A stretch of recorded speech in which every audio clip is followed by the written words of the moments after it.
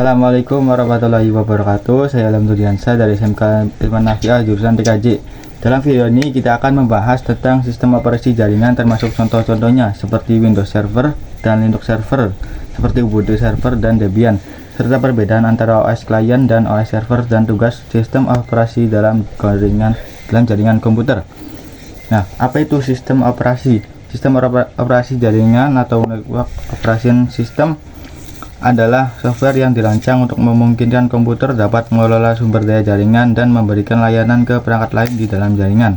Contoh dari sistem operasi jaringan adalah Windows Server, sistem operasi berbayar dari Microsoft, memiliki GUI atau tampilan grafis seperti Windows biasa, digunakan untuk layanan seperti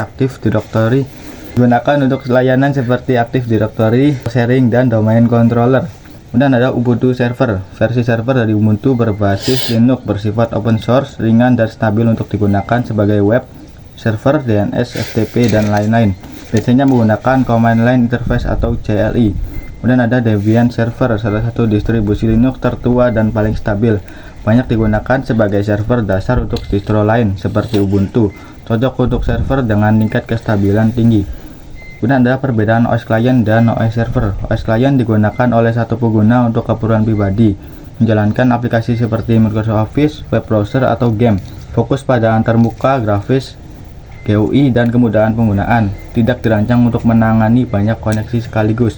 Kemudian OS Server digunakan untuk melayani banyak pengguna dalam jaringan, menyediakan layanan seperti file sharing, web hosting, database, dan login user.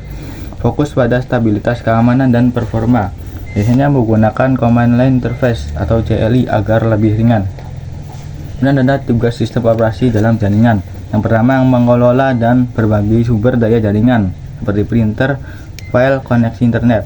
Kemudian menyediakan layanan seperti web server, DNS, DHCP, mail server untuk autentikasi pengguna, login user dalam jaringan. Dan untuk keamanan jaringan seperti firewall atau pengaturan akses, kemudian untuk monitoring dan pengaturan lalu lintas jaringan. Semoga video ini bermanfaat dan menambah wawasan kalian semua. Jangan lupa like dan subscribe jika kalian suka video seperti ini.